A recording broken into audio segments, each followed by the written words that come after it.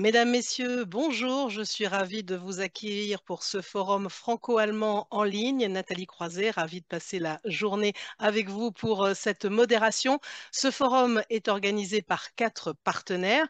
C'est une coopération entre le ministère fédéral allemand de l'économie et de la protection du climat, le ministère français de l'économie, des finances et de la souveraineté industrielle et numérique, le ministère fédéral allemand des affaires étrangères et l'Office franco-allemand pour la transition énergétique. Il s'agit de la 7e édition de ce forum. Nous tenons à remercier le public qui le suit de plus en plus nombreux. Vous êtes 850 à vous être inscrits.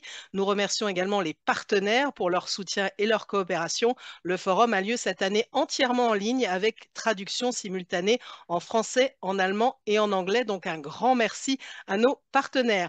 Je parlerai du thème dans un instant. Le 22 janvier est une date symbolique pour la France et l'Allemagne, puisqu'en 1963, c'était la signature du traité de l'Élysée. Le général de Gaulle et le chancelier Adenauer signaient un traité de coopération destiné à sceller la réconciliation entre la France et la République fédérale d'Allemagne. Nous sommes donc ravis de proposer ce forum franco-allemand de l'énergie en ce 22 janvier. Le thème perspectives d'évolution pour le design du marché de l'électricité en Europe.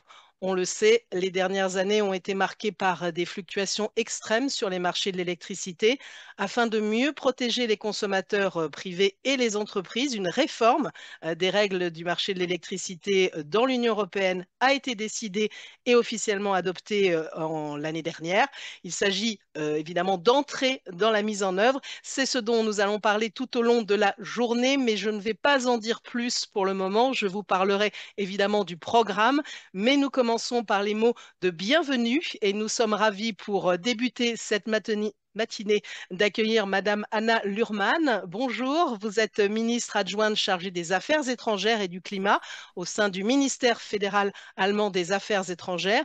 Merci à vous d'intervenir en introduction. Madame la ministre, je vous passe la parole. Merci beaucoup.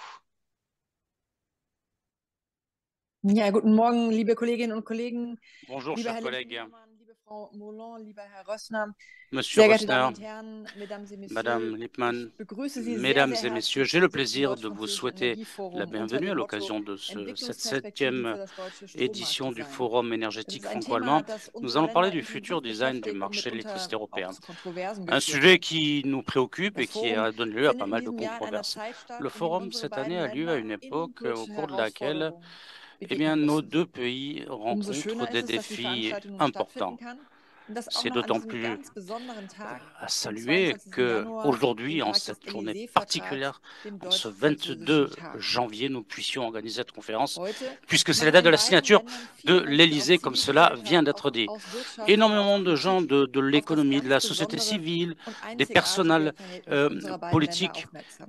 eh bien, Sie zeigen damit, attirent wie l'attention wir sur la gegenseitig uns bereichern und wie relation stark wir mit exceptionnelle vereinten entre Kräften sein können. nos deux pays Und qui vivent gerade in diesen une bewegten Zeiten ist synergie wirklich eine et qui enge und conjuguent leurs vertrauensvolle forces. Et Zusammenarbeit en ces périodes unverzichtbar. tumultueuses, je pense que la Die neue confiance mutuelle, la Europäische coopération Kommission hat kurz vor sont Jahresende ihre indispensables. Arbeit La nouvelle aufgenommen. Commission européenne a Vor commencé 2 Tagen son fand die travail avant la fin de Amtseinführung von l'année dernière, il y a US-Präsident 2 jours. Trump statt. Monsieur Morgen, Trump a in pris ses einem Monat, fonctions, comme finden vous die le savez, vorgezogenen demain, dans un Bundestagswahlen mois. in Deutschland Eh statt. bien, ce seront les Und élections der Beginn des parlementaires qui auront völkerrechtswidrigen lieu en russischen Allemagne. Angriffskriegs gegen die Ukraine Et le jährt début sich de bald zum l'agression 3. russe Mal. contre l'Ukraine, eh bien, va Mehr denn malheureusement je sind célébrer Deutschland und ces Frankreich 3 ans. als Plus que Impulsgeber jamais, la gefordert, um France mit et voller l'Allemagne, Souveränität eh und bien, mit voller doivent Kraft die donner europäische des Souveränität zu impulsions stärken. pour renforcer la souveraineté Die européenne. energiepolitischen Folgen des Angriffskrieges sind Les wir conséquences innerhalb der EU in énergétiques den letzten 3 Jahren de ganz toute cette entschieden crise, angegangen.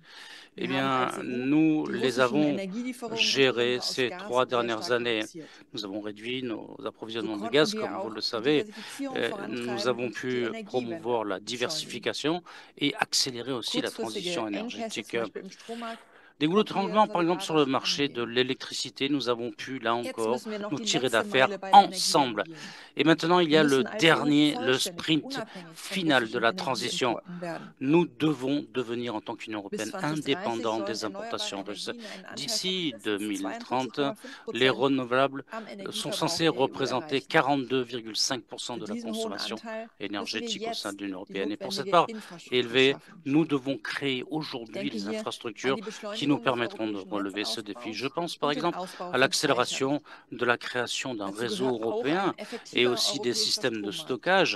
Et ce qui en fait partie, c'est aussi un nouveau design du marché énergétique. Nous voulons arriver à la souveraineté énergétique et nous voulons renforcer l'approvisionnement. Ce qui est important à ce titre, c'est le renforcement de la production nationale énergétique et la montée en puissance européenne pour l'hydrogène. L'Europe est appelée d'ici 2050 à être la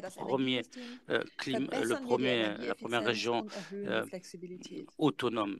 Et pour cela, il faut bien sûr augmenter aussi notre souplesse, notre flexibilité. Au cœur de l'Europe, la France et l'Allemagne jouent un rôle prédominant, notamment pour les interconnexions et le développement des réseaux et des systèmes de stockage. Nous voulons renforcer la compétitivité européenne, ce qui nous permettra de rester performants. Et les prix énergétiques bas sont essentiels. Et à terme, nous n'y arriverons qu'avec des énergies renouvelables. Dans notre papier sur la compétitivité de l'Europe, nous l'avons mis en exergue. C'est donc notre intérêt commun, c'est de participer au Clean Industrial Deal de la Commission. Donc c'est la transformation que nous qualifions de verte qui est au centre pour notre souveraineté, pour notre sécurité d'approvisionnement. Il nous faut un marché de l'électricité européen intégré. Les avantages sont évidents. Moins de coûts d'investissement, de capitaux pour les renouvelables. Nous aurons besoin de moins de capacités et nous aurons une volatilité des prix moindre. Et cela nous permettra de diminuer aussi les goulots d'étranglement parce que le commerce électrique transfrontalier présente des avantages pour tout le monde et grâce à la mise en réseau, nous sommes plus résilients. En 2 mots, ensemble, nous irons mieux. Et pour préparer notre marché européen de l'électricité européen et pour diminuer les prix à terme, nous sommes convenus de travailler étroitement ensemble car nos systèmes d'approvisionnement de l'électricité peuvent encore gagner en souplesse, en flexibilité, ce qui est décisif pour un marché compétitif, quel que soit le mix énergétique national des différents pays. Raison pour laquelle, au cours de ces années à venir, nous voulons tout simplement augmenter la flexibilité. Nous voulons créer des incitations, avoir un meilleur suivi des consommations et améliorer aussi la stabilité des réseaux. Nous avons tout un tas d'options pour augmenter cette flexibilité et nous progressons bien. Depuis le 1er janvier 2025, en Allemagne, à titre d'exemple, les smart meters, les Linky pour ainsi dire, se diffusent. Donc un réseau fort et un marché européen intégré sont des conditions sine qua non pour obtenir et garantir des prix abordables, ce qui vaut bien sûr pour les particuliers comme pour l'industrie. Donc notre force réside dans l'Europe. Le tandem franco-allemand au sein de l'Union européenne et au plan international peut apporter une contribution notable pour la transition énergétique, ce qui renforcera nos sociétés, nos systèmes démocratiques. Et c'est pour toutes ces raisons que je vous souhaite bien évidemment aujourd'hui une conférence couronnée de succès et riche en enseignements. Merci beaucoup, Madame Anna Luhrmann, donc ministre adjointe chargée des Affaires européennes et du climat au sein du ministère fédéral allemand des Affaires étrangères, d'avoir commencé à introduire cette matinée. Vous avez parlé des sujets majeurs que l'on va évoquer tout au long de cette journée, la gestion de la crise, évidemment, le sujet de la compétitivité et de la souveraineté énergétique avec les problématiques de prix aussi qui peuvent exister et l'un des sujets dont on parle de plus en plus qui est le sujet de la flexibilité que l'on va pouvoir développer. On va poursuivre avec d'autres mots de bienvenue et pour cela, on est ravi d'accueillir Monsieur Philippe Nimmermann, secrétaire d'État au sein du ministère fédéral allemand de l'économie et de la protection du climat. Bonjour Monsieur, merci à vous d'être là. Je vous passe la parole, Monsieur le secrétaire d'État, pour introduire cette journée. Vielen Dank, sehr geehrte Frau Staatsministerin. Madame la ministre d'État, chère Anna, Madame la directrice générale, chère Sophie, Monsieur Rösner, Monsieur Corset, Mesdames et Messieurs, c'est un plaisir pour moi de prendre la parole au nom de notre ministère pour vous accueillir pour cette 7e édition du Forum. Et nous nous réjouissons de pouvoir saluer tout un tas d'intervenants de très très haut niveau et je me réjouis également de la présence de mes deux collègues. Bien évidemment, nous allons approfondir tout un tas de thématiques, ça a été esquissé, et qui concernent bien sûr la coopération franco-allemande. Ce forum franco-allemand de l'énergie au cours de ces dernières années s'est imposé comme un format important dans la coopération franco-allemande depuis un certain nombre d'années. Et comme nous pouvons le voir, le vivre, les processus politiques, les formations de gouvernement, tout ça devient éminemment compliqué. Il est donc vraiment indispensable d'entretenir un échange approfondi entre nos deux pays et c'est à cela que sert aussi le forum. Ce forum ainsi est une espèce d'encre de stabilisation pour les échanges franco-allemands. Le Bureau franco-allemand pour la transition énergétique est un projet à caractère particulier en coopération avec le ministère français, le MEFSIN.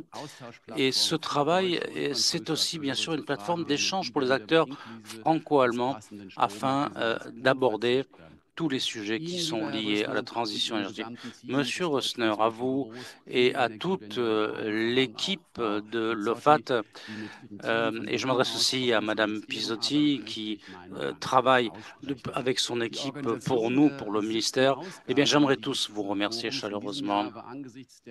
Cette 7e édition du Forum a été un défi particulier compte tenu de tous les changements, bouleversements qui sont intervenus en amont. Donc, encore une fois, merci à tous les organisateurs. Cette manifestation, aujourd'hui, va se pencher sur la configuration du marché européen de l'électricité. Ce sera le maître mot. Et donc, en Allemagne, il est évident, ça tombe sous le sens que nous en parlions de façon intensive avec nos amis français, pour bien sûr décarboniser, pour avoir un système d'avenir fondé sur les renouvelables. Et pour cela, pour notre marché européen énergétique, nous avons bien évidemment besoin de solutions communes européennes. Avec la réforme de base qui a démarré en 2023, donc la réforme du marché européen nous a permis de valider nos compétences et de poser des jalons. Et bien évidemment, il y a aussi l'accélération de toutes les dispositions, les décrets. Nous avons accéléré la délivrance des autorisations pour la construction. L'Allemagne, l'an passé, en 2024, 15 gigawatts de nouvelles éoliennes ont été recensées, ce qui est un record pour nous en Allemagne, mais comme toujours, il y a encore beaucoup à faire. Et pour avoir vraiment un marché intégré européen, il faut que les infrastructures transfrontalières à l'avenir soient planifiées par des mécanismes européens. Le financement approprié de ces infrastructures qui demandent énormément de capital, cela devrait être assuré également. Et plus de compétitivité au niveau des incitations, au niveau des tarifs est également un défi pour répondre aux défis qui sont face à nous avec une part croissante de renouvelables. Et nous avons besoin de règles communes pour assurer la flexibilité. Concrètement là-dessus, pour la flexibilité sur le marché de l'électricité, nos deux ministères poursuivent un dialogue très intense. Nous avons préparé la voie pour une prise de position commune qui pourrait accélérer la chose au plan européen. Et enfin, et non des moindres, il faut que les prix de l'énergie soient diminués pour que la compétitivité de l'Europe soit maintenue. Des prix attrayants de l'électricité sont essentiels pour l'industrie, pour les particuliers. Raison pour laquelle aujourd'hui, ici, ensemble, nous allons parler de ce futur design du marché de l'électricité en Europe. Où pouvons-nous poursuivre dans la même voie? Par exemple, en accélérant les procédures d'autorisation, en développant encore plus vite les renouvelables. Où faudra-t-il revoir notre copie en termes de planification, de financement, de l'infrastructure des réseaux européens? Quel sera le cadre législatif de demain?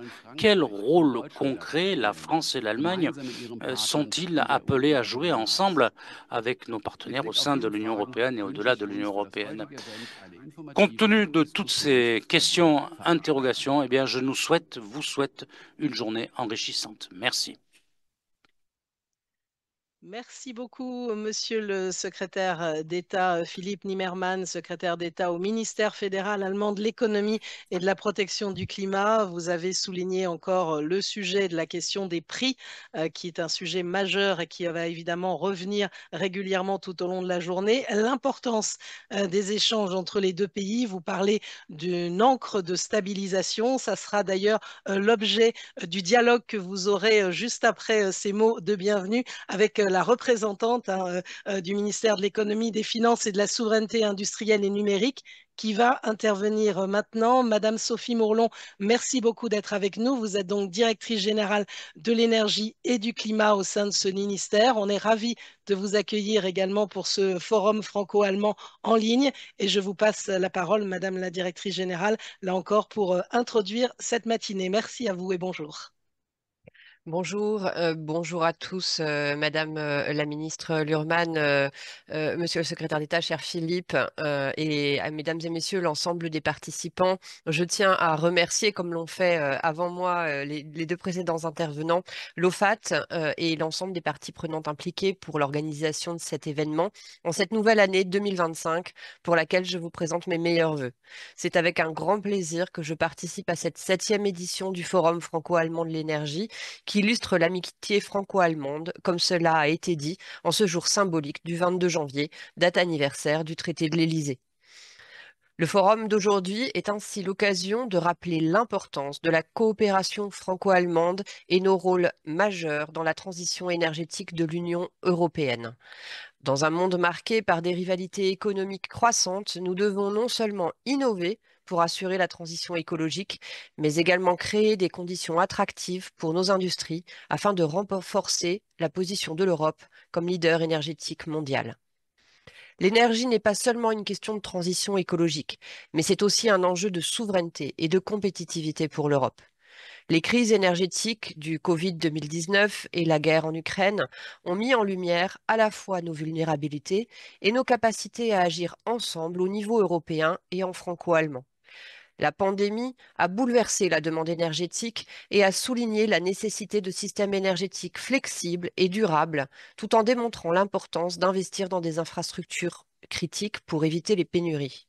La guerre en Ukraine a provoqué une crise énergétique d'une ampleur sans précédent et a démontré la nécessité de diversifier nos sources d'énergie et d'accélérer notre transition.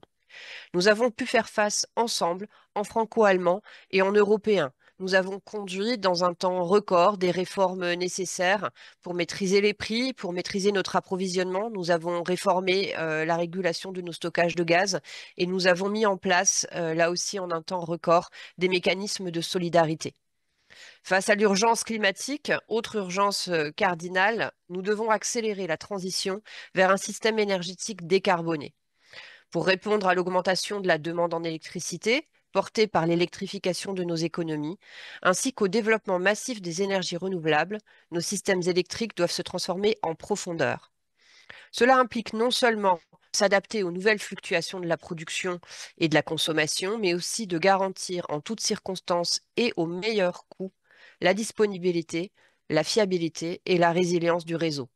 C'est un défi technologique et stratégique, mais c'est avant tout une opportunité pour bâtir un système énergétique à la hauteur de nos ambitions climatiques et de nos valeurs européennes, telles que l'innovation, la solidarité et la durabilité. Nous avons reçu il y a quelques jours le bilan électrique de la France en 2024 et je suis heureuse de pouvoir vous dire que nos efforts de transition payent, puisqu'en 2024, c'est plus de 95% de notre électricité qui a été produite de manière décarbonée avec du nucléaire, bien sûr, pour 2 tiers, avec une disponibilité renouvelée des centrales nucléaires, mais également avec une contribution importante de l'hydraulique qui a atteint des sommets qui n'avaient pas été vus depuis longtemps, de l'éolien terrestre et du solaire. Chacune de ces 3 énergies renouvelables, l'hydraulique, l'éolien terrestre et l'éolien solaire, a produit chacune d'entre elles à elle seule plus que le gaz en France en 2024. Et la consommation de charbon pour la production d'électricité est devenue véritablement anecdotique. Bien sûr, il ne faut pas s'arrêter là, mais cela nous encourage d'obtenir ces succès sur le chemin de la transition. La sortie des fossiles, je l'ai dit, c'est un enjeu de transition, mais c'est aussi un enjeu de souveraineté. S'affranchir des fossiles, c'est s'affranchir d'un ensemble d'importations, d'une dépendance pour notre sécurité d'approvisionnement et également d'une dépendance au prix des marchés mondiaux. Et en premier lieu, je rappelle notre objectif commun de nous affranchir des importations de gaz de Russie à l'horizon 2027, comme cela avait été convenu entre les pays européens au sommet européen à Versailles en 2022. Cela reste un de nos objectifs. Bien sûr, dans cette transition, il ne faut pas remplacer une dépendance par une autre et nous devons choisir des chemins de transition raisonnés en choisissant des technologies éprouvées pour les premiers horizons de la transition et en investissant dans l'innovation pour les horizons plus lointains.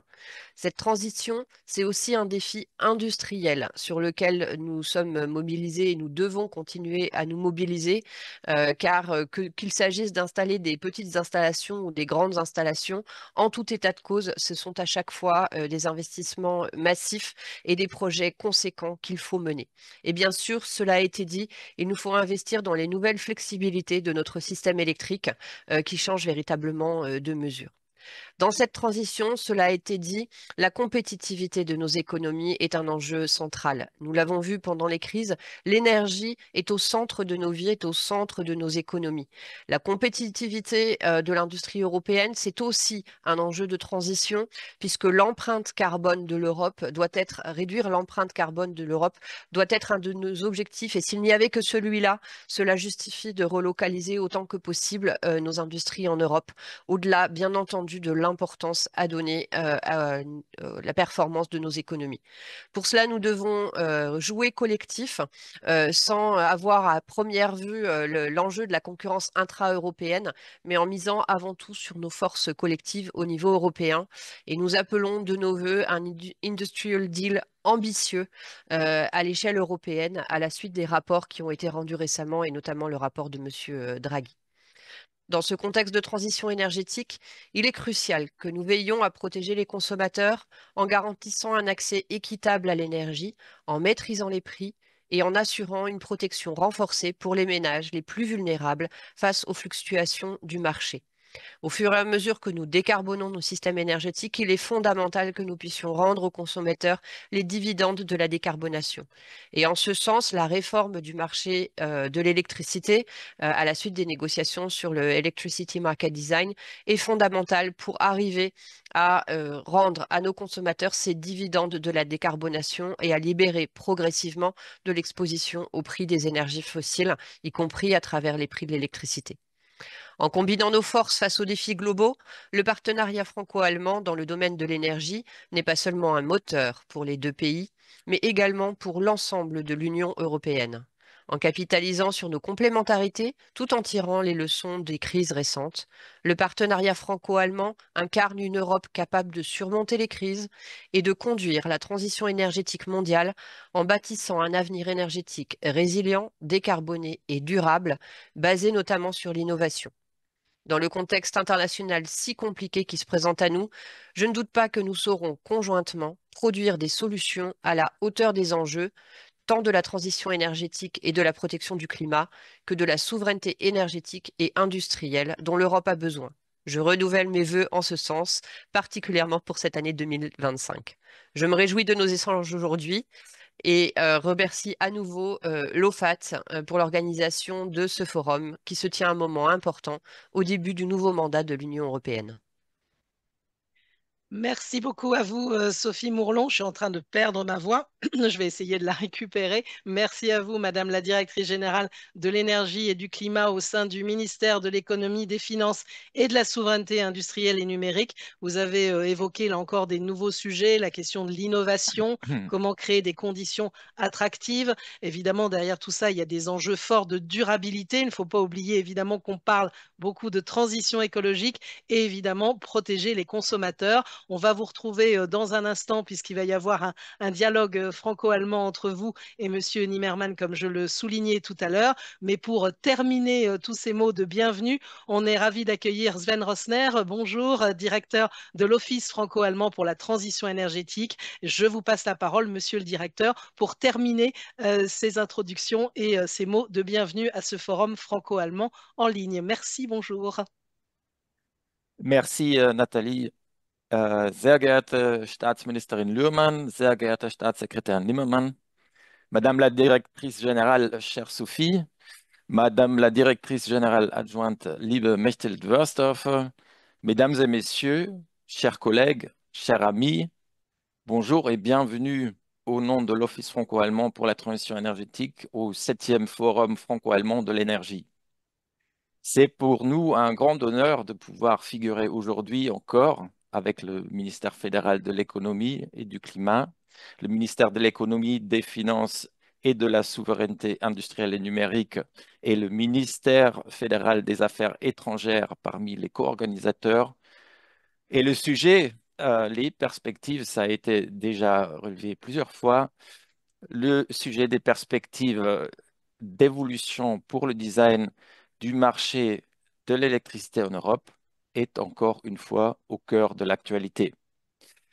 La date choisie pour ce dialogue, le 22 janvier, n'est pas un hasard, vous l'avez bien compris, car c'est le jour de l'amitié franco-allemande qui fait référence à l'anniversaire du traité de l'Élysée, qui contenait déjà la notion de la coopération dans le domaine de l'énergie entre la France et l'Allemagne.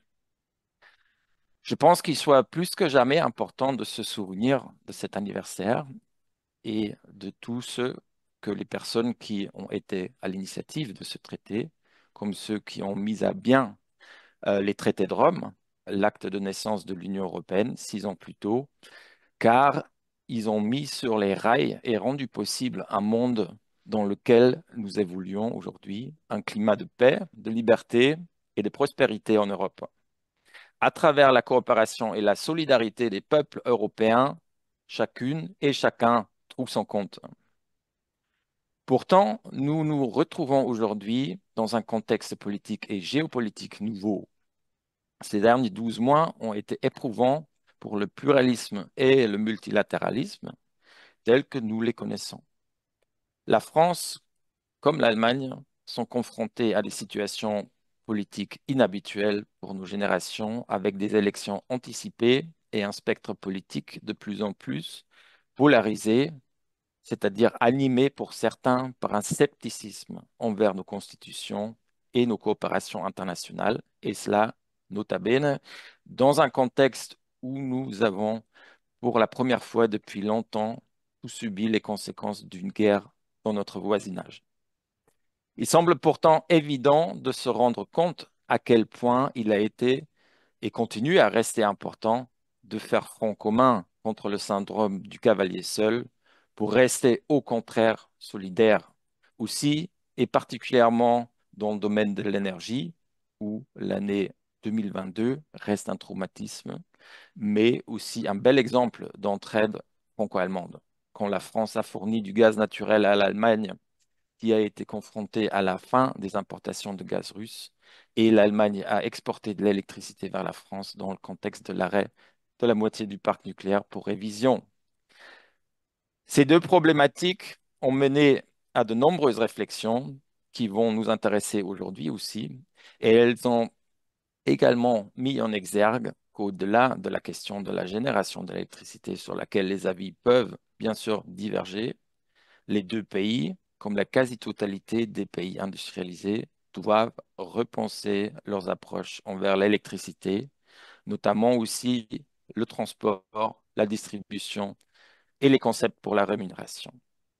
Les défis liés à la décarbonation des usages comme la mobilité, l'industrie et la chaleur, qui représentent aujourd'hui entre 3/4 et 2/3 des émissions de CO2 dans nos sociétés, sont quasiment identiques. L'intérêt de la coopération dans le contexte de l'électrification croissante est donc évident, à la fois dans la réflexion comme aujourd'hui, mais aussi dans la transposition de ces concepts en réalité, car nous devons inévitablement multiplier nos ressources en électricité afin de pouvoir atteindre les objectifs de l'accord de Paris. Dans des situations pareilles, on ne peut pas toujours être d'accord sur tout, et cela va de soi, et l'OFAT a cherché à contribuer à encourager le dialogue entre les différentes parties prenantes ces derniers 19 ans. Par contre, j'étais inquiet quand j'ai vu l'image de cette coopération franco-allemande parmi la population française lors de la publication d'une étude à ce sujet la semaine passée. Pendant que 83% des réponses mettent en avant l'intérêt de la coopération franco-allemande pour le bien-être de l'Union européenne, 52% pensent que les relations entre la France et l'Allemagne ne sont pas bonnes. D'ailleurs, 37% des réponses constatent que cette coopération entre nos deux pays, qui sont également les deux économies principales de l'Union européenne, ne fait pas progresser l'Europe, pendant que 31% pensent que le couple franco-allemand n'a pas d'influence sur la politique européenne tout court. Cela interpelle forcément et nous pouvons nous expliquer ces résultats en partie par une préférence de la part des médias pour les sujets clivants, mais il ne serait que injuste de dire que nous n'avons pas été conscients de ces clivages ces dernières années aussi dans le franco-allemand de l'énergie. Le design des marchés de l'énergie a hélas fait partie de ces divergences et autant que nous comprenons l'intérêt de la coopération européenne dans ce domaine pour l'avenir de nos sociétés civiles et pour nos économies, autant il semble important que cela se prépare dans un climat qui favorise le consensus continental plutôt que la victoire pyrrhique d'un seul pays, car il alimenterait nécessairement des ressentiments ailleurs par la suite, sans en même temps pouvoir développer des effets positifs durables chez le soi-disant gagnant.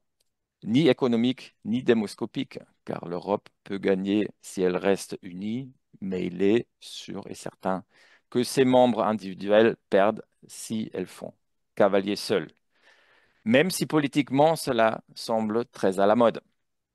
Les coopérations récentes entre la France et l'Allemagne dans le domaine de la flexibilité et celle de l'hydrogène sont des exemples encourageants et elles arrivent à temps car les signaux des marchés comme les volumes croissants des échanges en électricité à travers la frontière franco-allemande, tout comme le nombre croissant d'heures à prix négatif dans nos deux pays soulignent à mi-parcours de la transition énergétique que l'Europe ne peut pas se permettre de rester immobile dans le domaine de l'énergie.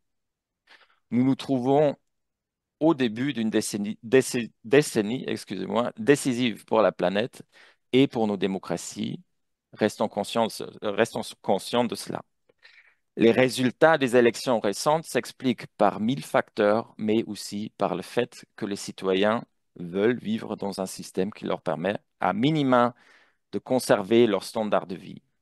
Il est facile de tomber dans le panneau et de céder au chant de sirène populiste, comme beaucoup l'ont fait ces derniers mois. Mais nous, tous ceux qui sont convaincus par le pluralisme et par une politique factuelle, nous devrions également démontrer à tous ceux qui doutent maintenant que nous sommes capables de convaincre par des résultats concrets de nos travaux.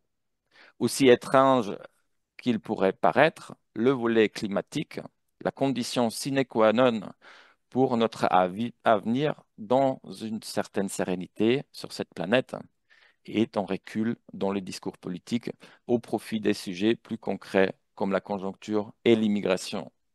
Nous devrions démontrer que le climat et la transition énergétique que nous entreprenons pour celui-ci n'est pas un sujet d'élite, mais une stratégie qui vise justement à conforter les problématiques dans les basses couches de la pyramide de Maslow.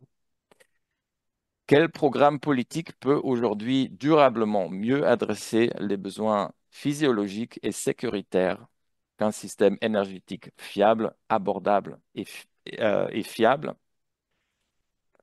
et faible en émissions quand il peut renforcer la compétitivité de nos économies et réduire notre impact sur la première raison de la migration et des guerres, à savoir le climat, tout en limitant aussi nos dépendances aux importations.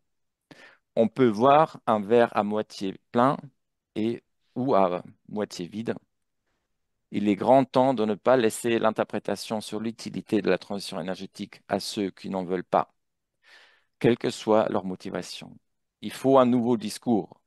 Plutôt que de s'excuser de vouloir faire avancer les choses, il est important aujourd'hui d'être didactique sur les mesures et leurs effets. Success story inclus, s'il vous plaît. Donnons une chance à cette année 2025 et qui sait, elle nous surprendra peut-être. Et n'oublions pas que personne d'autre que nous-mêmes pourrait créer cette surprise. Merci à toutes et à tous qui ont contribué à mettre en œuvre cette journée et cette conférence au sein des ministères partenaires, à tous ceux qui vont partager aujourd'hui leurs expériences et leurs points de vue, à nos techniciens et interprètes, à toi, chère Nathalie, pour l'animation, à l'équipe de l'OFAT et bien sûr aussi à vous tous, cher public, pour votre participation et pour vos questions. Je vous souhaite une journée passionnante et constructive. Merci beaucoup de votre attention. Merci beaucoup Sven Rosner pour votre introduction, hein. Je rappelle, directeur de l'Office franco-allemand pour la transition énergétique. Vous avez beaucoup parlé, hein, du contexte politique qui est évidemment majeur actuellement avec des interrogations qu'on peut avoir en cette année 2025, mais je suis sûre que nous allons montrer, contrairement au sondage, que la coopération franco-allemande peut faire progresser l'Europe et peut faire bouger les lignes. Pour rappel, hein, vous avez parlé et on l'a souligné depuis le début de ce traité de l'Élysée. C'était le 22 janvier 1963, donc une date symbolique qui, dans ses dispositions, disait clairement que les chefs d'État et de gouvernement pouvaient se réunir autant que nécessaire, au moins 2 fois par an, qu'il y avait des réunions régulières entre autorités responsables des deux pays dans les domaines de la défense, de l'éducation, de la jeunesse, mais aussi du sujet de l'énergie. Donc c'est ce qu'on va montrer. On va justement entrer dans le vif du sujet dans un instant avec un zoom sur le dialogue franco-allemand et ses sujets de discussion, hein, de compromis, de coopération.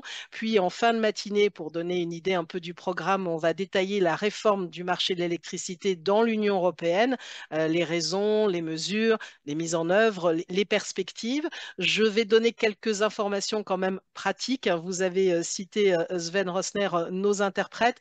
Je vais rappeler aux intervenants, j'essaye de le faire moi-même, mais parfois dans l'enthousiasme, ce n'est pas toujours très simple, de parler lentement, hein, pour nos interprètes, d'éviter les abréviations autant que possible ou alors de les expliquer. Un grand merci en tout cas, ils sont 6 aujourd'hui pour nous accompagner sur ces traductions. Nathalie Pijolet, Bernd Zor, Sébastien Weitmeyer, Hélène Ferguson, Alexander Schmidt et Kate Vanovich. Merci à eux. Je tiens aussi à dire que toutes les présentations que vous allez avoir, notamment sur des keynotes et les enregistrements audio, seront disponibles pour vous tous qui nous suivez. Ce sera à partir du 4 février. Et sinon, là, vous allez pouvoir à présent poser vos questions. Alors, vous êtes très nombreux à nous suivre. On va faire en sorte de sélectionner des questions. Ce sont les organisateurs en coulisses qui me passent les questions pour ensuite, je puisse les passer à nos intervenants. Voilà, ce sont tous les détails pratiques, mais nous entrons et ils sont connectés avec nous. Merci à vous d'être à nouveau avec nous pour ce sujet de dialogue franco-allemand. Je vais vous poser des questions communes. Philippe Nimmermann, donc secrétaire d'État au sein du ministère fédéral allemand de l'économie et de la protection du climat, et Madame Sophie Mourlon, directrice générale de l'énergie et du climat au sein du ministère de l'économie, des finances et de la souveraineté industrielle et numérique. J'ai donc plusieurs questions à vous poser sur lesquelles vous pouvez réagir et interagir, puisque l'objet, c'est vraiment de montrer un dialogue. On a la preuve, et vous allez nous en parler, que cette réforme du design du marché de l'électricité. C'est un compromis équilibré aussi au niveau de l'Union européenne. Je vais commencer par vous poser la première question, Monsieur Nimmermann. Alors, on l'a un petit peu rappelé déjà en introduction, comme on le dit et certains le savent, hein, la France et l'Allemagne ont des mix énergétiques différents et parfois des priorités politiques. On peut avoir l'impression qu'ils ne sont pas toujours alignés. On vit, et nous l'avons répété, dans un marché européen commun. Nous devons convenir de principes communs. Comment gérez-vous ce défi dans la pratique, Monsieur Nimmermann? Vielen Dank für die Möglichkeit, das zu diskutieren. Vielleicht vorab. Merci de m'avoir posé cette question. Laissez-moi dire la chose suivante à titre liminaire. La mise en avant des différences, et c'est vrai que les médias en font leur chou gras, eh bien, ne correspond absolument pas au débat qui a lieu. Sophie l'a dit, nous voulons tous une société, une économie décarbonée. Les objectifs climatologiques, nous les respectons. La souveraineté aussi, c'est un exemple pertinent. Je pense à l'Allemagne. Jusqu'à une période récente, jusqu'à il y a quelques années, eh bien, nous importions 70% de notre énergie. Pas simplement l'électricité, on en importe, mais on importait des énergies fossiles. 70%. Les derniers chiffres sont de 2023, on était à 66%.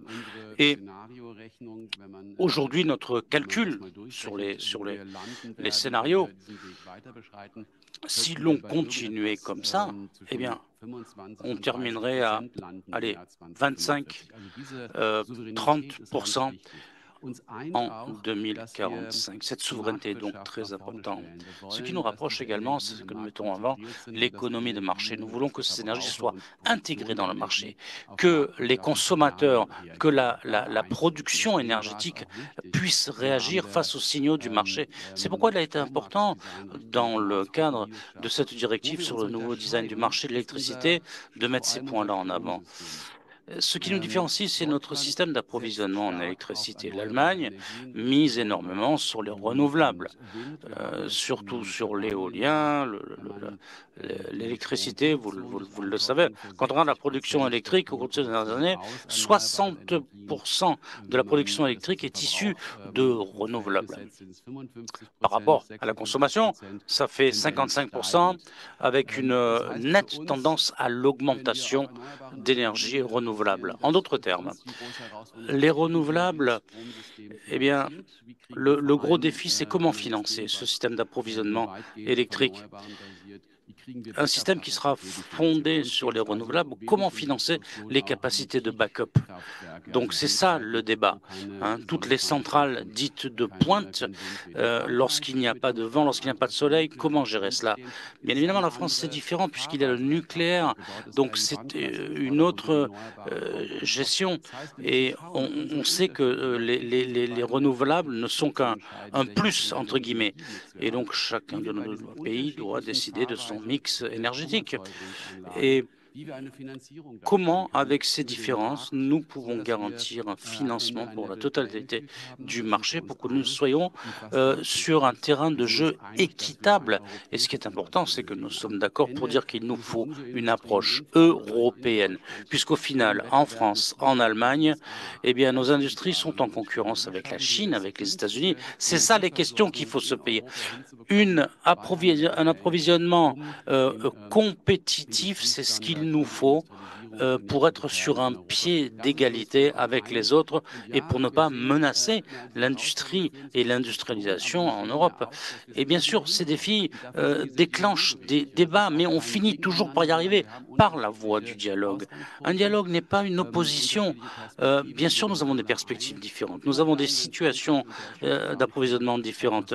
Mais nous le savons de par l'histoire, lorsque la France et l'Allemagne se serrent les coudes, nous arrivons à atteindre des objectifs valorisants en Europe.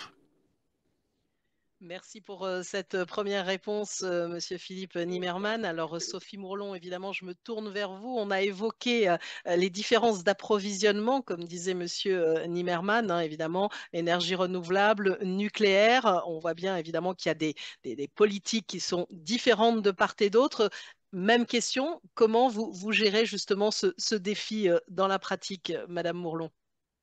Merci pour votre question. Et la première illustration, c'est de vous dire que Philippe Nimmermann et moi, nous connaissons pour nous voir justement très régulièrement dans différentes enceintes de coopération et en bilatéral pour échanger sur les visions françaises et allemandes sur de nombreux sujets, pas seulement le marché de l'électricité, mais nous avons eu l'occasion de parler par exemple des critères dans le Net Zero Industry Act ou d'un grand nombre de textes européens d'importance. En réalité, Philippe l'a dit, la France et l'Allemagne sont confrontées au même défi majeur, qui est de réussir à décarboner nos économies tout en garantissant la sécurité énergétique et la compétitivité. Finalement, ce qui nous rassemble est plus large que ce qui peut nous séparer de temps en temps. Et la préoccupation pour l'importation des fossiles dont parlait Philippe, nous avons évidemment la même et nous suivons exactement le même indicateur de part des énergies importées avec cet objectif de baisse que nous poursuivons aussi. Nous avons pu passer en dessous de 60% d'énergie importée il y a quelques années, mais c'est encore évidemment très élevé et très important. Le fait également, nous partageons que pour atteindre la neutralité climatique, nous devons impérativement réduire globalement nos consommations d'énergie et développer la production d'énergie décarbonée. Et pour tous les pays, et la France et l'Allemagne en particulier, cela signifie qu'il faut massivement électrifier nos économies. Alors bien sûr, en France, nous pensons qu'il est nécessaire pour électrifier massivement et de manière économiquement efficace, d'avoir recours à toute la palette des sources d'électricité décarbonées. Nous avons fait clairement le choix de développer à la fois les énergies renouvelables et le nucléaire, parce que ça nous semble être le chemin dont le rapport coût-efficacité pour la décarbonation de la France est le meilleur. Et nous sommes complètement prêts et d'accord. Au niveau européen, d'ailleurs, ça ne vaut pas que pour le couple franco-allemand, de respecter les choix des différents pays pour leur chemin électrique. C'est d'ailleurs garanti par les traités de l'Union européenne et c'est un point qui est, je crois, cher à nous tous. Ce qui est important donc, c'est que nous développions ensemble des chemins d'électrification et de décarbonation qui soient, je le disais tout à l'heure, raisonnés. Et pour ça, les discussions européennes mettent la focale sur les sujets qu'il faut prendre en charge, comme par exemple la réduction des consommations d'énergie, mais également le développement des flexibilités. Il faut que chaque État membre le fasse de manière responsable en prenant en charge sa responsabilité de développement du réseau, de développement des flexibilités, etc. Et c'est un point sur lequel nous sommes forts dans le couple franco-allemand et nous devons le rester pour que nous conduisions chacun et ensemble une transition raisonnée. Pour ce qui est de la sortie des énergies fossiles, ça doit commencer par le charbon, qui est la source d'énergie la plus émettrice.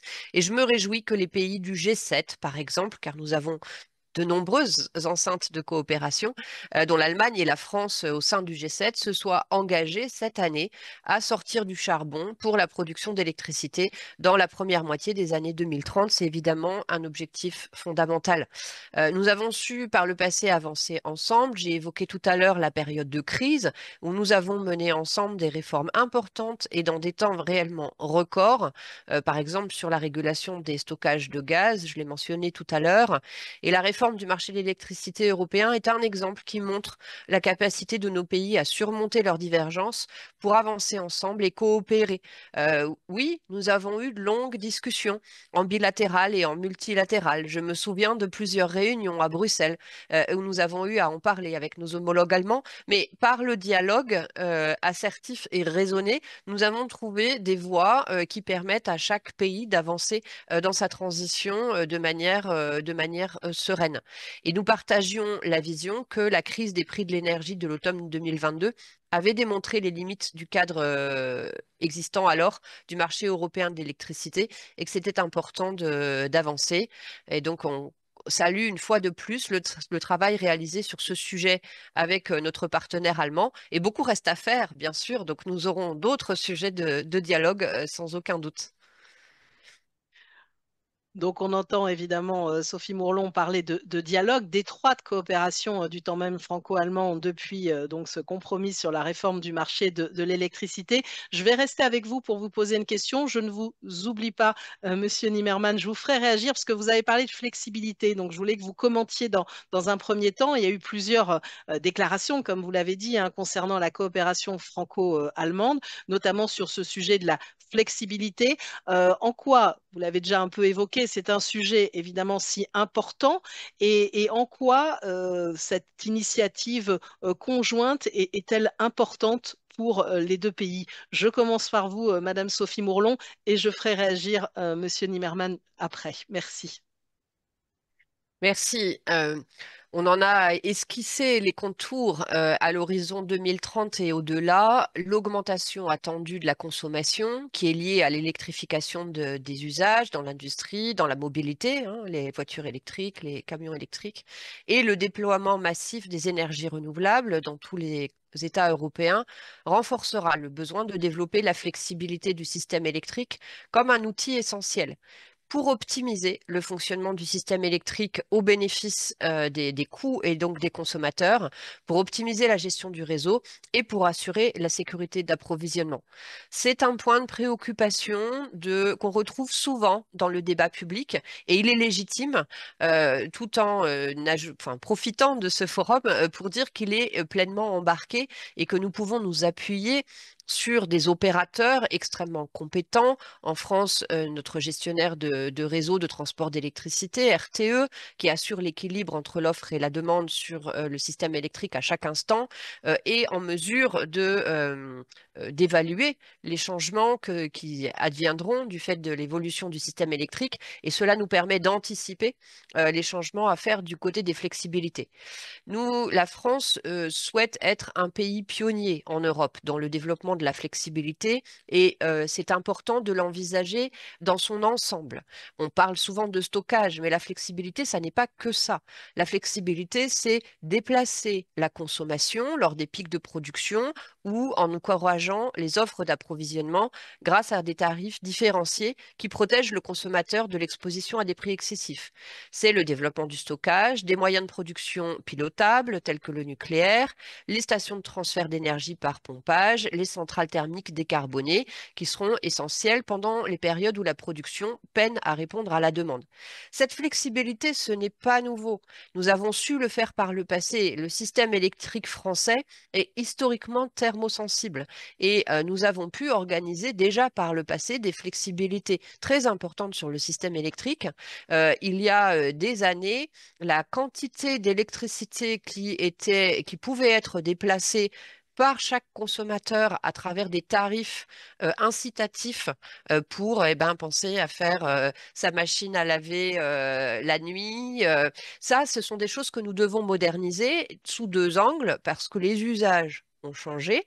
Aujourd'hui, on va avoir la mobilité électrique et d'autres usages, et parce que les heures de pic et de creux ne sont plus exactement les mêmes. Nous avons maintenant des heures creuses de fête dans l'après-midi, en particulier l'été, mais pas seulement, en réalité toute l'année. Et nous avons donc un travail sur la rénovation de ces heures creuses pour rétablir cette juste incitation à placer les consommations. Et ce n'est pas une contrainte très forte, c'est en réalité du bon sens que de faire ça. Et puis la flexibilité, elle est là aussi pour faire face à l'augmentation rapide attendue de la production renouvelable qui induit d'autres variabilités. J'ai parlé de celle du côté de la consommation qui est historique et très élevée en France, une variabilité plus importante du côté de la production. Et donc, il nous faudra adapter les tarifications, le réseau pour intégrer ces nouvelles capacités de production et ces nouveaux consommateurs avec des tarifs qui devront être suffisamment incitatifs en particulier. C'est dans ce contexte de nouveaux défis qui sont complètement partagés avec l'Allemagne qu'en marge du Conseil énergie du 4 mars 2024, l'année dernière, qui avait abordé le sujet de la flexibilité, nos deux pays ont décidé d'initier un travail commun au niveau technique sur le sujet. Et c'était d'autant plus une évidence que les convergences de vues sur ce sujet-là sont extrêmement fortes. Et donc plusieurs déclarations politiques ont été endossées par les deux pays. Nous avons mis en place un groupe de travail pour élaborer une réflexion globale sur ces enjeux en cohérence avec les travaux européens en cours. En France, nous avons un programme stratégique organisé au sein de l'État et avec les opérateurs sur ce sujet. Cela permettra de partager nos expériences et nos points de vue, en particulier sur les goulots d'étranglement en matière de flexibilité avec notre voisin allemand. C'est une collaboration avec des échanges techniques, pas que politiques, même essentiellement techniques, qui est prometteuse et qui démontre notre capacité à travailler ensemble sur un sujet d'intérêt commun, comme nous avons déjà su le faire. Vous avez donc bien précisé, hein, Sophie Mourlon, les enjeux de flexibilité et parlé de cette coopération. Donc, je vais faire réagir Monsieur Philippe Nimmermann de votre point de vue, évidemment du point de vue allemand sur ce sujet de la flexibilité. En quoi, hein, cette initiative conjointe est-elle importante à vos yeux et comment peut-elle finalement aussi servir de modèle pour l'avenir du design du marché européen, Monsieur Nimmermann? Ich finde es ein unglaublich wichtiges Thema und ich glaube, es ist wirklich sehr Je pense que bedeutend, c'est un dass wir uns sujet auf essentiel et ce n'est höchster pas un hasard que nous Verwaltungsebene unterhalten, schauen, parlons, welche je dirais, Herausforderungen que nous wir parlions de anderen politisch technique auch entscheiden, wie wir et damit que umgehen. il Denn faudra bien que es ist im Grunde ja politiquement nous ganz prenions un certain nombre de normal und décisions. jeder weiß es eigentlich. Au fond, Nur et tout un flexible chacun le sait, Märkte des können marchés, niedrige Preise seuls garantieren. des Nur marchés wenn wir dauerhaft flexibles peuvent Flexibilität haben, können assurer wir des weniger tarifs volatile und avantageux. niedrige C'est Preise ça qui haben, nous wenn die enlèvera entweder la Angebot oder volatilité. Nachfrage nicht so Lorsque flexibel ist, kommt es l'offre et zu la demande Preisspannungen. Das kann n'ont nach oben pas gehen, de das sehen wir souplesse, de flexibilité, auch eh regelmäßig, bien, il y a des wenn das pics au niveau Angebot des tarifs. Et ça immer peut sehr augmenter begrenzt rapidement. ist, On le kann voit es auch très bien. regelmäßig Lorsque nach l'offre unten gehen. se limite, on voit que ça augmente très, très rapidement. Il y a un principe de vase communicant. Et ça n'est pas bon. C'est pas bon pour le particulier ni pour l'industrie. Il est donc essentiel que nous parlions de cette flexibilité. Et certains de mes collègues m'ont dit la flexibilité, c'est la sleeping beauty, pour ainsi dire, la belle au bois dormant du marché de l'électricité. Et il y a tout un tas d'aspects qui sont étroitement associés. Au mois de mai, l'an passé, avec la France, nous nous sommes entendus sur un document avec 7 tâches, 7 missions. Hein, Sophie l'a évoqué. Premièrement, qu'est-ce que l'on entend par là? La flexibilité, comment limiter le problème, la question aussi comment, côté demande, on peut créer plus de flexibilité. C'est un sujet important pour nous parce que nous, force est de constater que la demande de l'économie allemande n'est pas si flexible que l'on le souhaiterait. Et il y a des consommateurs qu'il est difficile de rendre plus souple, plus flexible. Et puis, il y a aussi le côté de l'offre. Alors, c'est vrai qu'on a un certain niveau de flexibilité, mais le photovoltaïque, même lorsque nous avons des tarifs négatifs, et on en a eu l'an passé, eh bien, ne sont pas forcément les fournisseurs d'énergie les plus flexibles. Et Sophie en a parlé des problèmes liés au financement de capacités réglables, hein, notamment lorsqu'on est en situation négative, entre guillemets. Alors, nous avons fait une proposition côté allemand, vous le savez sûrement, et nous espérons qu'au Parlement, il y aura cette semaine ou la semaine prochaine un accord là-dessus. Le but, c'est de créer cette stabilité des réseaux, de pouvoir garantir la sécurité d'approvisionnement et la stabilité des réseaux. Hein. Ces fameux 50 Hertz, etc., c'est essentiel. Et comme tous nos pays sont interconnectés, on voit bien que ça joue un rôle capital. Quand quelque chose ne fonctionne pas dans un pays, on connaît la succession, la chaîne d'événements qui en découle. Et bien sûr, le but, c'est de trouver une feuille de route commune et de s'inspirer des cas de meilleures pratiques des uns et des autres et d'en parler. Et je crois qu'il est important que la France et l'Allemagne montrent la voie parce que justement nous avons des situations différentes. Nous avons un mix énergétique différent entre nos deux pays. Et c'est précisément pour cela aussi que c'est important que ces deux économies coopèrent étroitement. Et si nous, malgré nos différences, en dépit de nos différences, nous arrivons à nous entendre, nous montrerons l'exemple au niveau européen des questions qui restent purement européennes. Par exemple, comment assurer une meilleure coordination de la fourniture d'énergie en Europe? Comment gère-t-on aussi les tarifs des réseaux? Hein, on parle souvent de ces tarifs qui sont un composant important parce que si nous électrifions davantage avec l'électromobilité, etc., nous aurons besoin de plus d'électricité.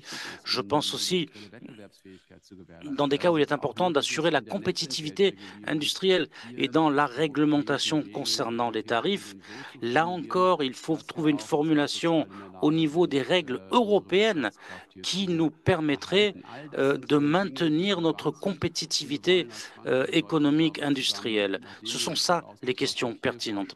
Et je pense que nous allons, nous, la France et l'Allemagne, nous allons faire des propositions.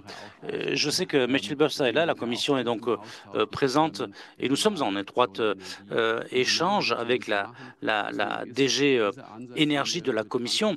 Donc ça, c'est important. Et ce que nous faisons avec la France, eh bien, c'est un très, très bon exemple et c'est une bonne situation de départ, entre guillemets, pour pouvoir transformer ce processus en quelque chose de littéralement européen.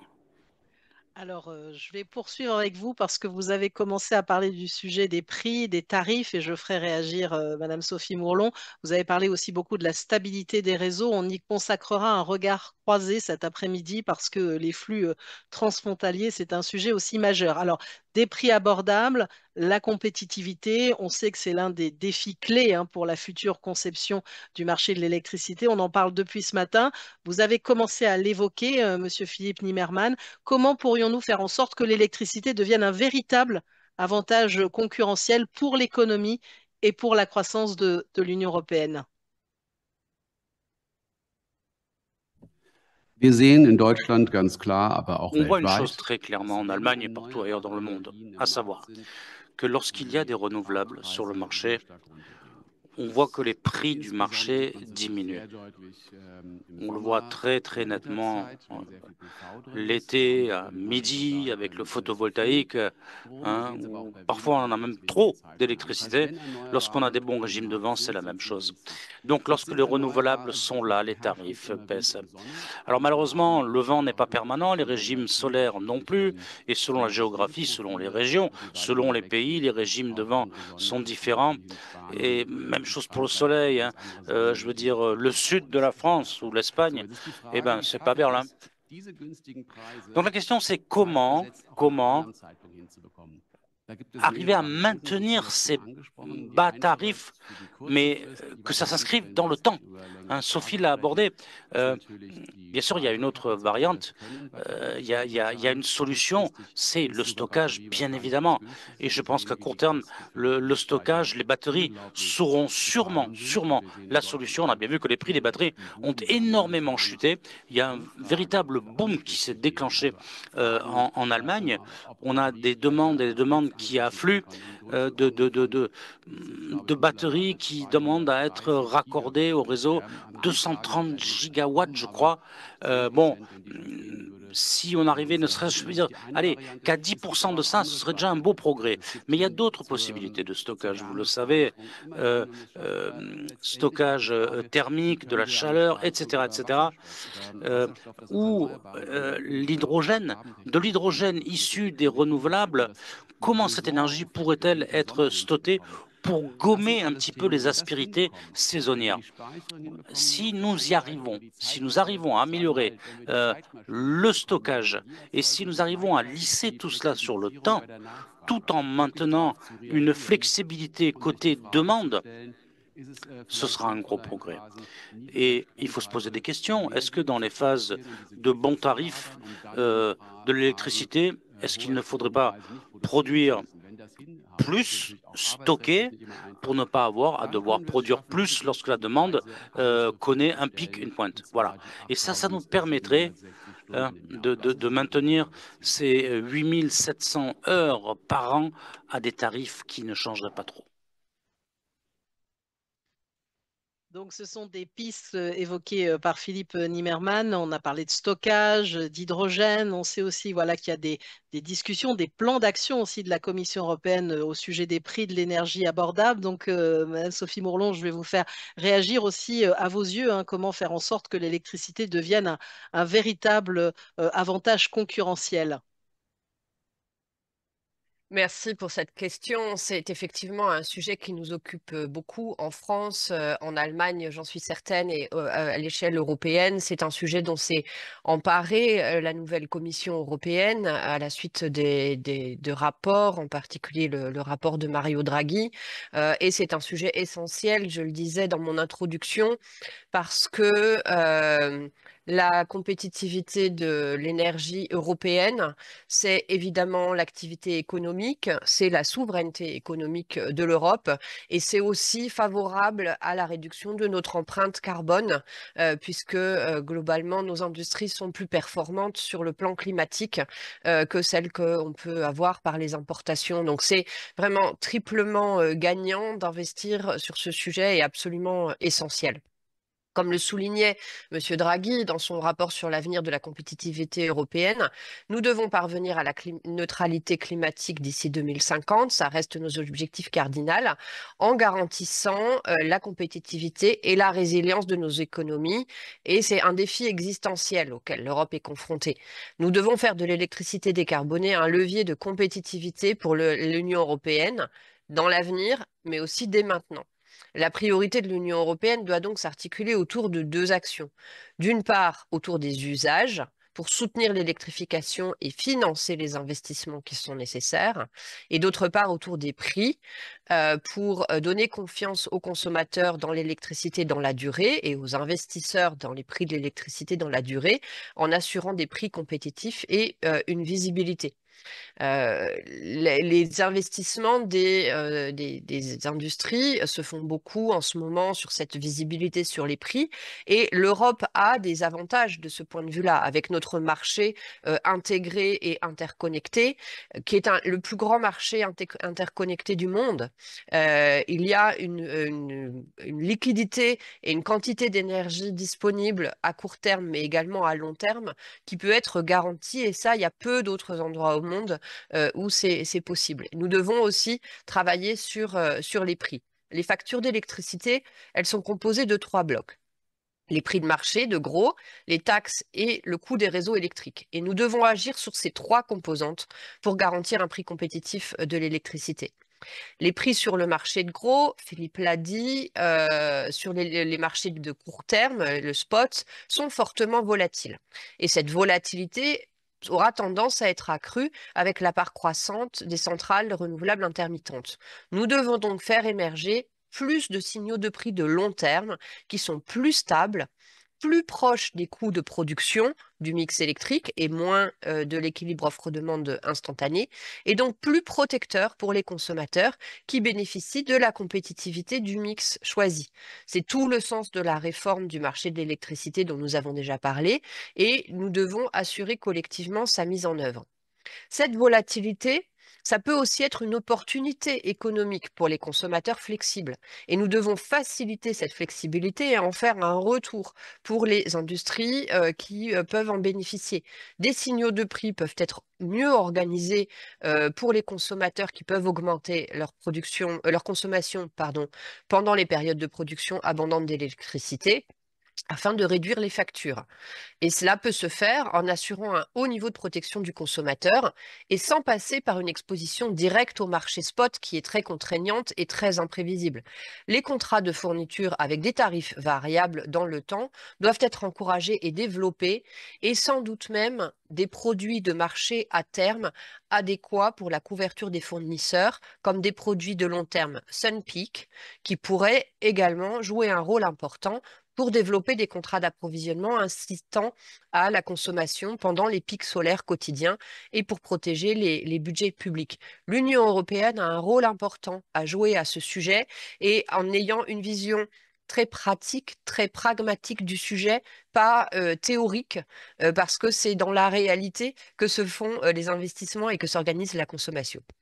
Sur le coût du réseau, là aussi, ça nous renvoie au coût complet du système électrique. Et nous devons nous intéresser au coût complet du système électrique et pas seulement au coût individuel de chaque technologie de production.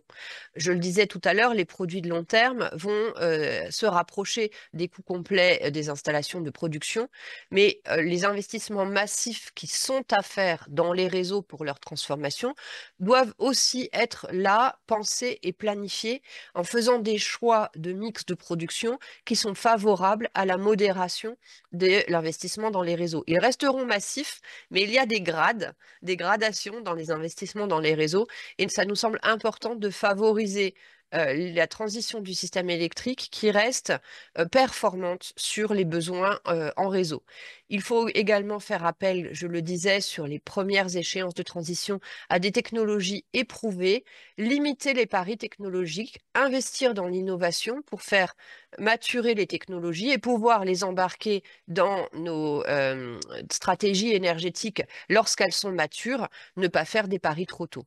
Et puis, un dernier point sur lequel il me semble important que les régulations européennes évoluent progressivement, c'est de considérer les industries, en particulier les industries grosses consommatrices et exposées à la concurrence internationale, comme des consommateurs particuliers et qui doivent être l'objet de toutes nos attentions, là encore de manière pragmatique et pas théorique. Nous avons une boîte à outils de régulation en faveur des industries électro-intensives au bénéfice des industries de l'ensemble des États membres et nous ne devons pas nous faire concurrence entre nous, mais nous devons renforcer cette boîte à outils car l'enjeu est moins sur ce sujet la concurrence intra-européenne, encore une fois, que les enjeux de la concurrence mondiale. Le dernier point, mais je ne m'étendrai pas parce que je l'ai déjà mentionné, c'est que les prix sur les marchés de gros de l'électricité sont fortement impactés par le prix des combustibles fossiles. Bien sûr, la décarbonation en favorisera l'éloignement de cette situation, mais nous devons continuer à permettre que cela permette un retour vers les consommateurs. Et ça, c'est tout le sens de la réforme et nous devons vraiment la consolider pour que si les prix spot sont dominés par les marchés du fossile, les prix de long terme le soient le moins possible. Et en dernier lieu, le point dont je n'ai pas parlé, la taxation. Bien sûr, la compétitivité de l'électricité doit être favorisée par un différentiel de taxation avantageux par rapport aux énergies fossiles. Beaucoup de points qui ont été abordés. On commence à avoir des questions qui arrivent de la part du public, mais je voulais vous poser une dernière question d'échange, puisqu'on a beaucoup entendu qu'il y avait évidemment une coopération, un dialogue de part et d'autre de la frontière. On a parlé des prix de l'électricité, comment on travaillait sur des prix plus abordables. On a parlé de flexibilité. Philippe Nimmermann, vous pouvez réagir à ce que vient de dire Sophie Mourlon. Est-ce qu'il y a encore d'autres principes fondamentaux sur lesquels les deux pays s'accordent? On a envie aussi d'en savoir un peu plus sur la coopération entre la France et l'Allemagne, Monsieur Nimmermann. Ich glaube, wir sind uns ja bei den grundlegenden Prinzipien einig. Je pense que sur les principes fondamentaux, on est d'accord. Je reviens sur ce que Sophie disait. Pour les entreprises fortes consommatrices, eh bien, l'enjeu, c'est de rester compétitif au plan mondial. C'est là le gros défi. Il nous faut des instruments européens qui nous permettent de garantir les emplois en Europe. Et ces industries, bien sûr, sont en concurrence par rapport à leurs produits, mais pas sur l'énergie. La compétition, la concurrence ne doit pas se faire par l'énergie. Avec l'innovation, la technologie, il faudra qu'il y ait, je dirais, une concurrence sur un pied d'égalité. Et là-dessus, nous sommes d'accord. Bien sûr, l'Union européenne nous aide, nous voulons l'encourager à aller dans ce sens. Ce qui nous a beaucoup aidé en Allemagne, c'est que par l'Europe, nous avons eu des possibilités d'accélérer les autorisations avec la fameuse directive RED 3. Il y a d'autres possibilités d'accélération qui sont prévues. Et en tant qu'Allemagne, nous pourrions imaginer aussi de prolonger le décret sur les cas d'urgence. Et Sophie l'a dit, je reprends ça, il nous faut un cadre fiable pour les investissements, pour tous ceux qui produisent de l'énergie, avec des objectifs fiables. Ce que nous appelons de nos voeux en Allemagne, eh bien, c'est que nous ayons des objectifs en termes d'efficacité énergétique pour les renouvelables, pour pouvoir anticiper sur les investissements. Et je le mentionnais précédemment, pour éviter que sur les infrastructures transfrontalières, nous ayons une coordination européenne, une flexibilité européenne. Oui, c'est pertinent. Bien sûr, les tarifs des réseaux, ça a déjà été abordé. Et il faut que ces tarifs des réseaux puissent être flexibilisés. Ce qui compte énormément aussi pour nous en Allemagne, en tant que pays industriel, c'est que les importations d'hydrogène peuvent se faire à partir d'énergies renouvelables ou à faible teneur en carbone, pour voir comment on peut aménager des couloirs à travers le monde entier, à travers l'Europe, avec des pays du nord de l'Afrique ou avec des pays comme la Norvège qui ne sont pas membres de l'ONU. Comment organiser ça? Ça, c'est important pour l'industrie aussi, pas simplement pour la fabrication d'électricité. Et là-dessus, nous sommes entièrement d'accord. Sophie Mourlon, vous voulez apporter une réponse, un commentaire sur notamment ces principes fondamentaux sur lesquels les pays s'accordent et ce dont vient de parler Monsieur Nimmermann. Je partage tout ce que vient de dire Philippe et peut-être je peux en rajouter deux ou du moins approfondir des choses qu'il a dites. Il a parlé de l'hydrogène. Je crois que nos deux pays partagent une priorité à donner à la décarbonation de l'industrie par de l'hydrogène à faible teneur en carbone et à prix compétitif. C'est fondamental. Les deux pays utilisent plusieurs centaines de milliers de tonnes d'hydrogène par an pour leur industrie, plus en Allemagne qu'en France, mais beaucoup en France aussi. Et la décarbonation de notre industrie devra passer prioritairement par la disponibilité d'hydrogène bas carbone à coût compétitif.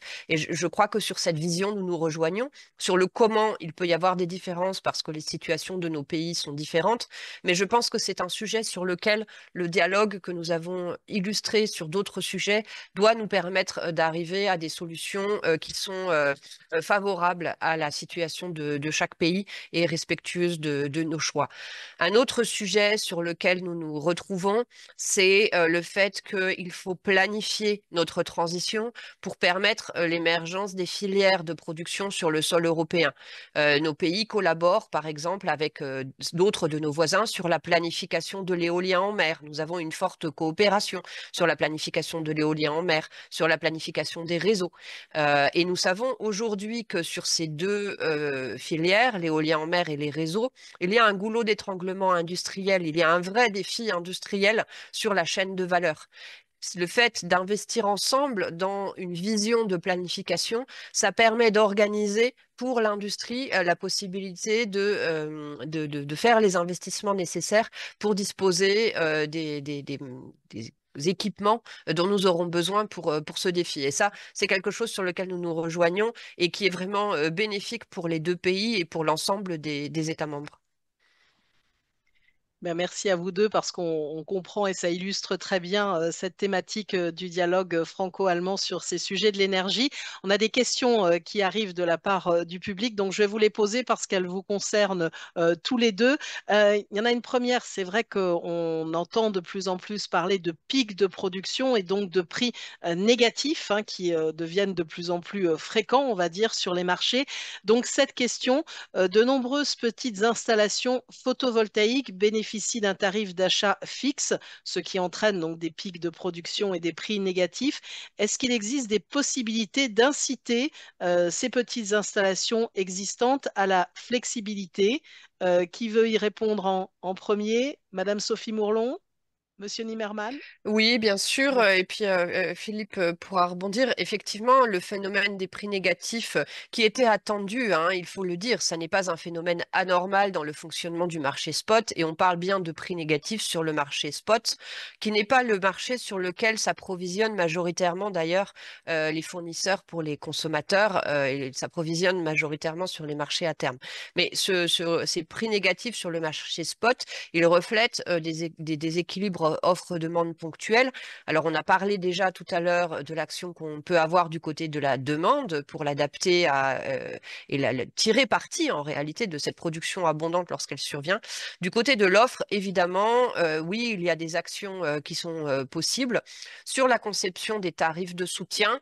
Alors, c'est plus adapté à des installations un peu plus grosses que les toutes petites, mais nous introduisons en France l'obligation pour les installations d'énergie renouvelable de ne pas injecter sur le réseau lorsque les prix deviendraient très négatifs. Ça, nous l'introduisons progressivement. Mais également, ça n'est pas uniquement les mécanismes de soutien qui le font, mais également la manière dont la production est placée sur le marché. Nous voulons développer, maintenant que la production renouvelable représente un volume important, le fait qu'elle pourrait être placée plus à terme et moins au spot, et avec des conditions de placement au spot qui ne soient pas à tout prix, ce qui évidemment accentue les prix négatifs. Donc nous sommes en train de travailler avec le régulateur, notre régulateur, à des changements de règles, de soutien, mais aussi de commercialisation pour atténuer ces phénomènes de prix négatifs. Monsieur Nimmermann, la même question aussi sur les possibilités pour ces petites installations d'avoir la flexibilité. Je pense qu'il y a au moins 2 ou 3 façons de procéder. Sophie en a parlé. Donc le marché spot, les marchés à terme, oui, ça c'est une bonne base. Il y a 2 défis auxquels nous sommes confrontés.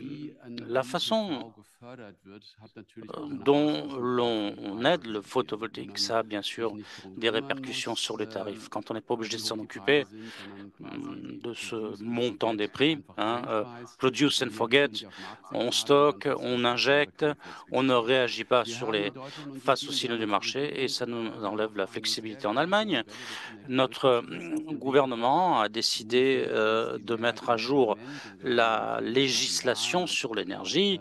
Il nous manque la majorité au Bundestag, au Parlement. Nous allons avoir des élections, comme vous le savez, dans un mois. Mais entre-temps, nous nous attachons avec tous les partis qui veulent s'engager dans cette voie à trouver des solutions. Il y a 2 choses qui comptent. Tout d'abord, la pilotabilité des petites installations. En Allemagne, des installations en dessous de 25 kW ne doivent pas être pilotables et nous aimerions rabaisser ce seuil. Et d'ailleurs, il y a eu un projet de loi qui a été présenté au Parlement et dont il sera débattu ces jours-ci. Et quant à la perspective, il nous faut veiller à ce que l'on ne rémunère pas lorsque sur le marché spot, vous avez des prix négatifs. Que dans ces cas-là, il n'y ait pas de rétribution et que l'on décale en quelque sorte les aides. Et puis, à l'origine, nous avions prévu, comment dire, que la commercialisation directe, que ceux qui ont de la photovoltaïque de moins de 100 kW, que ces exploitants fassent leur commercialisation directe. Dans le projet de loi du Parlement, qui est présenté au Parlement, cette disposition n'y figure plus. Lorsqu'on commercialise directement son électricité, il faut pouvoir réagir face aux signaux qu'émet le marché. Donc l'intégration de la production photovoltaïque, outre ces questions pertinentes qui ont été soulevées, par exemple lorsqu'il y a des pics, de stocker l'électricité dans des batteries, etc.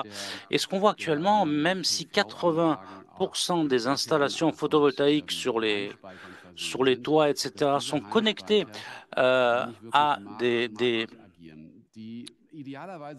systèmes de stockage.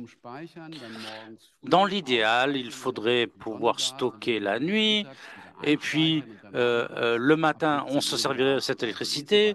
Ensuite, il y aurait du soleil et on se remettrait à stocker à partir de 17 heures.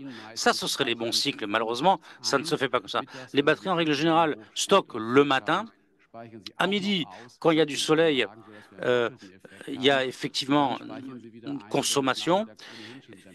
Et lorsqu'il y a plus de demandes en fin d'après-midi, là, on recommence à stocker. Donc, ces cycles-là sont importants pour enlever ces pointes, ces pics sur le photovoltaïque.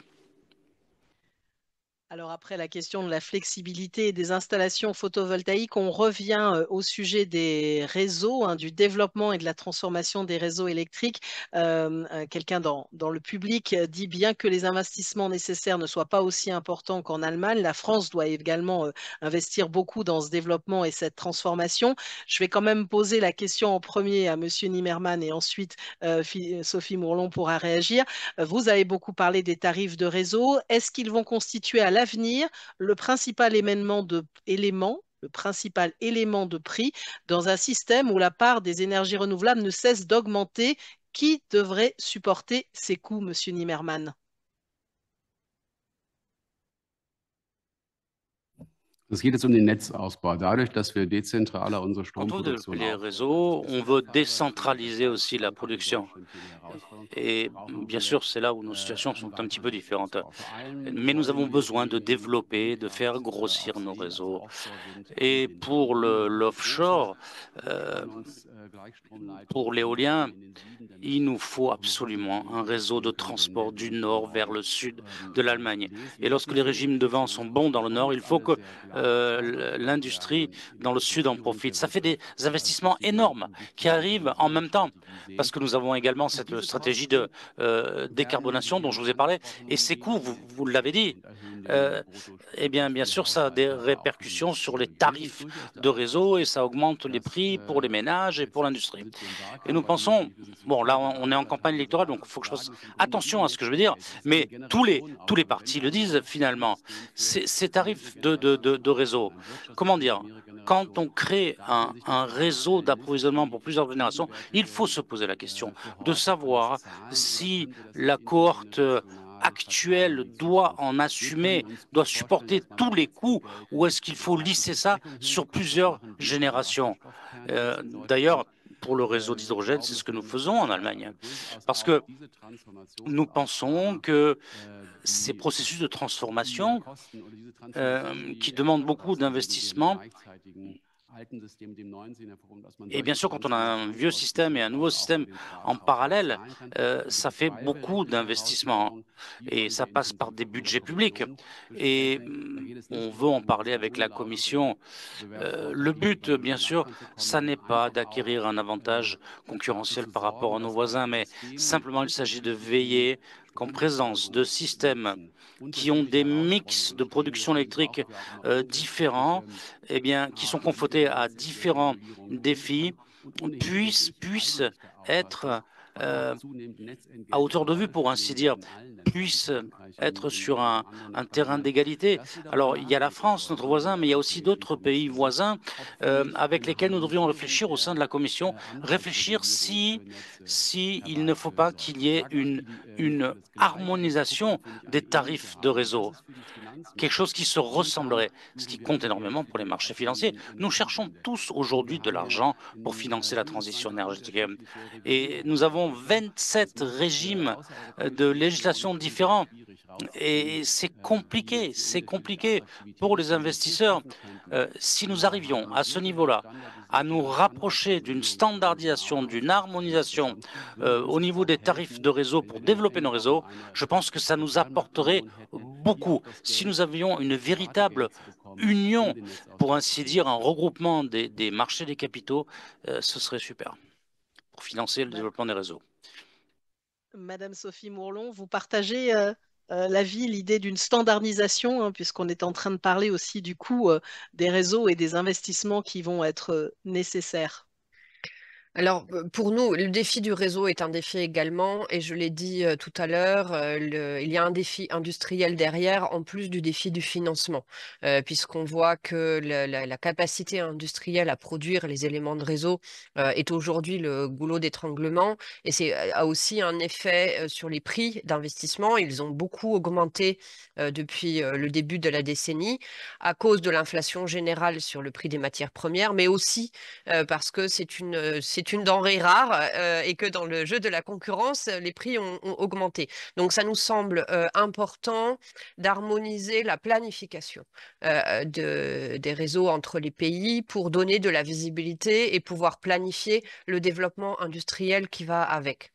En ce qui concerne la gestion des coûts, nous regarderons avec attention les propositions qui pourront être faites. Nous serons bien sûr vigilants à ce que l'harmonisation respecterait deux choses si elle devait se faire.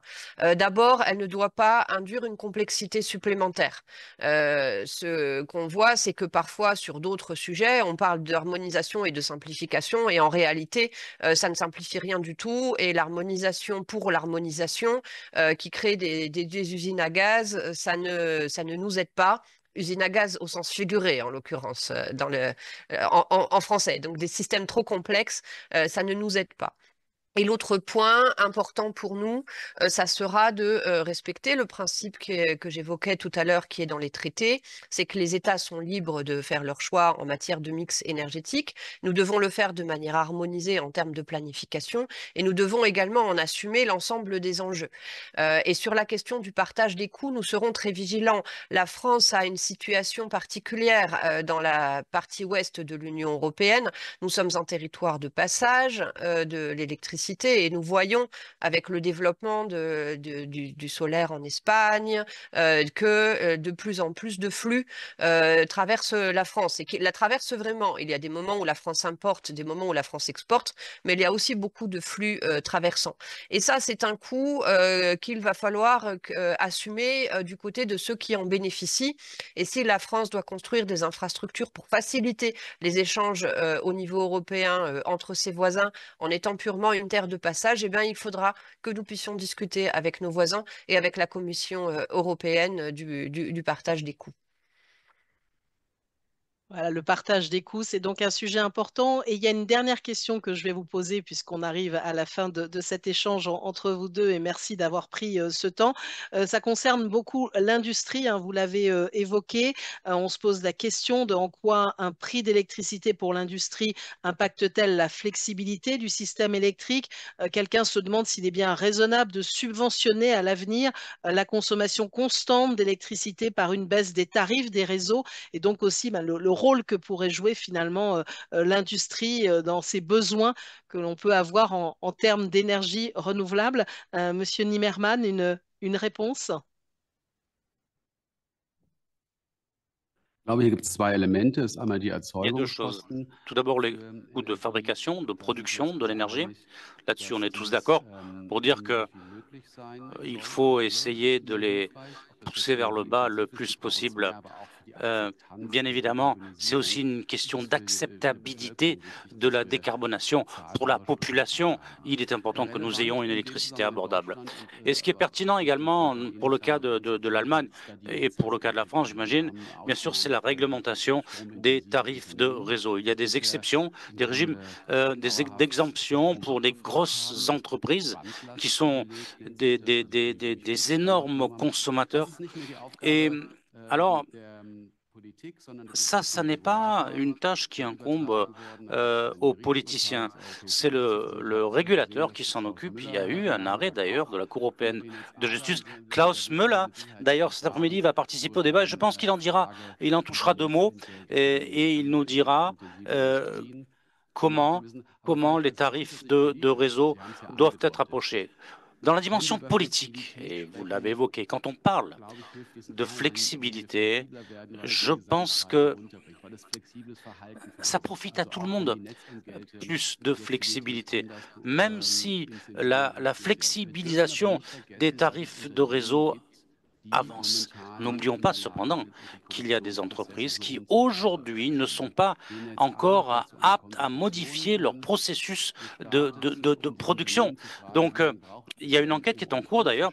On demande à toutes les grandes entreprises industrielles en Allemagne combien de temps il leur faut pour modifier leur processus. Il faut voir les choses en parallèle. Plus nous aurons de technologies de stockage de l'énergie, de batteries, autre chose, plus nous avancerons, plus nous pourrons rendre flexible la production de gaz, d'aluminium, etc., etc. Parce que parfois, il faut pouvoir aussi diminuer rapidement les températures. Donc, il faut qu'il y ait une période de transition pour que nous ne perdions pas notre compétitivité, parce que nous avons besoin de ces emplois industriels en Allemagne. Nous voulons les maintenir. Donc, il faut faire preuve de circonspection, mais aussi montrer une voie et expliquer aux gens que ceux qui opteront pour cette voie ne seront pas défavorisés. Et encore un sujet très important